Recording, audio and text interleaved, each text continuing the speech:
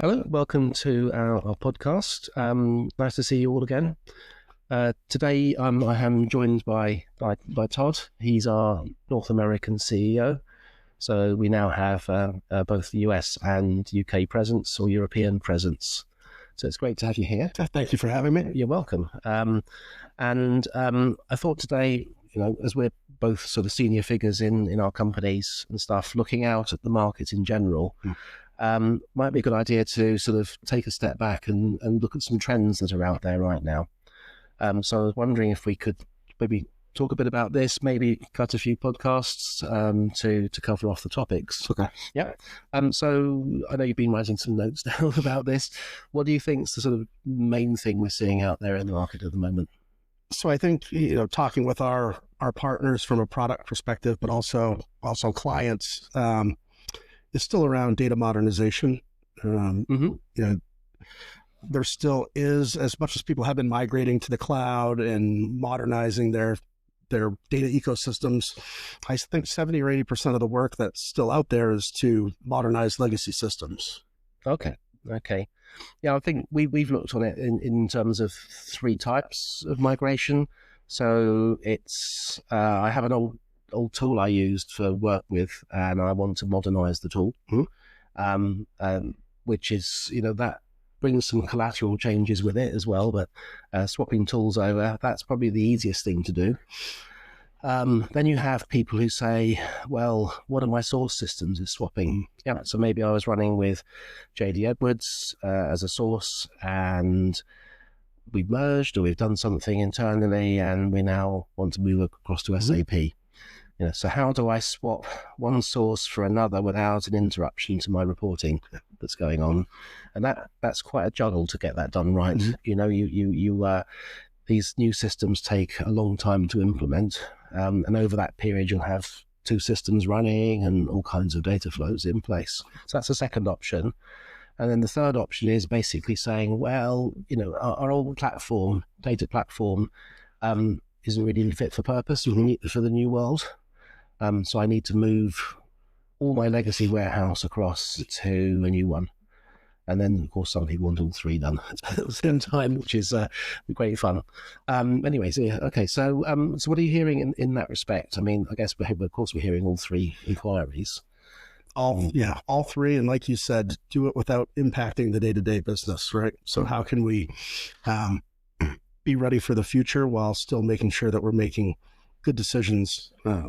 And they're often coming along with sort of quite tight deadlines on these as well, aren't they? They are, right? Projects are often driven by fiscal years. And so if you can't get your project budgeted until March and you're on a fiscal calendar, you don't have a lot of time to do some of these projects. Mm-hmm. Yeah. And what we found is that there's quite a bit of automation possible in there. But also, if you're going to do that, you have to really double down on the testing. Yeah. So you need to be sure that you're not losing data on that migration.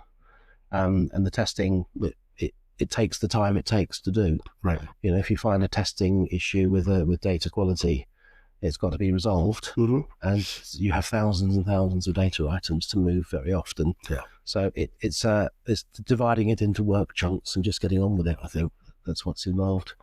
Yeah, I agree. I think we're seeing the same in Europe.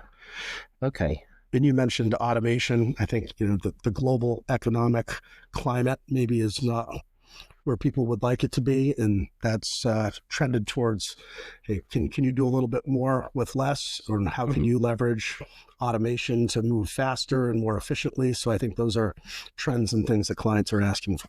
Yeah, I agree with that too. I mean, that means smaller teams to do the work. And with the automation tools that are out there, that's certainly what happens. So if you've not tried an automation tool yet, audience out there, then please have a look at the tooling that's available. And you'll be surprised at the multiplication you get on productivity as a result. I mean, we tend to see us like a 3 to 5 times productivity gain, 300 to 500% gain in productivity if you use the automation properly. Yeah, it doesn't just work. You've got to think about it when you use it. Okay. And it's much easier to measure productivity in a smaller team than it is a team of 100. Right? That's right. Okay. Other topic? Well, in the States over the last decade, with interest rates being so low, we've seen a lot of merger and acquisition activity. Obviously clients wanting to drive profitability, EBITDA, return value to shareholders. And lots of times that's come with a lot of tech debt that's been acquired.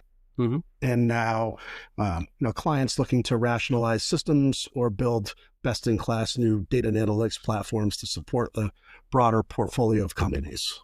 Okay, yeah, that makes sense as well. Yeah, it's while the interest rates were low, it wasn't really a driver. Right. So yes, you do need to drive and squeeze the best you can out of the businesses you have.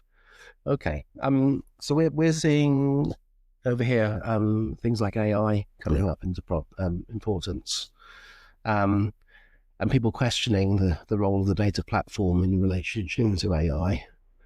And I think the more forward-thinking organizations are sort of realizing their data platforms are an important feed into AI, but not the only feed. And there's a need for the data platform to focus on semantic integration. In other words, your data platform is no longer just a technical solution. It's actually feeding out data with business meaning attached to it, so that these interpretive engines can understand what they're looking at. Instead of having a column names and stuff, they say this is invoicing information, this is customer information, and you label it correctly. And the engines then are able to better operate and interpret it. So I see that coming through as a big driver, and also a big driver for changing the platforms underneath, the older platforms not being able to support those kinds of needs. What are you seeing in AI on your side? A lot of people wondering how data governance fits into their AI strategy. So I would be curious your opinion on that. Yeah, well, I mean, that comes back to what I've just said. Right. It's about data quality. Governance really is a whole complex network of topics. So it ranges at the top end from ethics. So your AI ethics, what's your stance on using certain data for learning? And what are you going to do with that learning inside your marketplace? So you start at that kind of level. But then there's a whole tightening needed around the data management, the data handling, data quality, integration. All that needs to be addressed in a tighter way. And then if you're looking at semantic integration, you're getting into conceptual modeling, ontologies, glossaries, all different aspects of governance. And there's no real one tool out there that does everything for you. So it's, again, assembling a sort of best in breed set of software around that to help run that. But it's also the problem of running it as a continuous process. So a lot of organizations will have one go at data governance, fix it, and then kind of let it go, and then it starts to decay away. So you've got to keep investing and keep running that like a regular process. It's important if you want your AI to run properly, definitely. Any topics? Well, I would just say, is there an architecture that you're seeing more of right now that's picking up speed in the industry? Yes, actually, we had like a bit of a flurry 3 years ago or so around data mesh. And I think a number of organizations have tried to implement it. Some have pulled it off, others haven't. And I think what we're seeing is that the best bits of data mesh are remaining, and other bits are beginning to fall away because of the difficulty to implement it. And we're seeing sort of simpler architectures coming through. So the medallion architecture is very popular at the moment.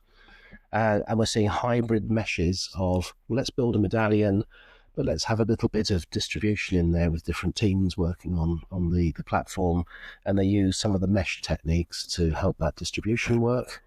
And then as the platform grows, we're seeing the silver layer, the integration, becoming quite a problematic one for organizations to handle. And then in there, it's really a great place to use some Data Vault techniques, because Data Vault is a master at doing the integration part and the semantic integration part. And so we're sort of seeing bits and pieces slotted together, best of breeds from different methods but the overall big architecture being more medallion than how it works. Yeah. So, not a silver bullet per se, but no. Well, look, we do have bronze, silver, gold. Yeah. Silver is not a silver bullet. No, it still requires work to set up. Yes. But it's a fairly simple way to organize your platform at scale. Yeah. So, any other points? I think for the moment, I think that's a pretty good summary of where we are. comprehensive list, right? Yeah, I mean, obviously, market conditions are changing at Yes. the moment. So you put all this inside the current economic situation that's out there.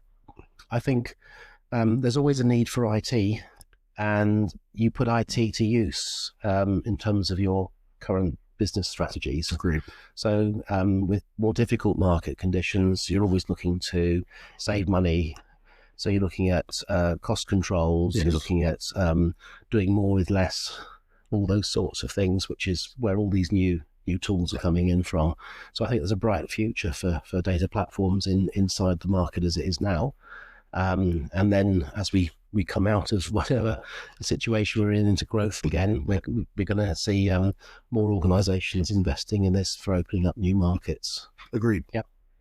Okay, that was a bit of an in-depth discussion there. Hopefully you've resonated with some of those topics. Please do contact us. We're always happy to hear feedback.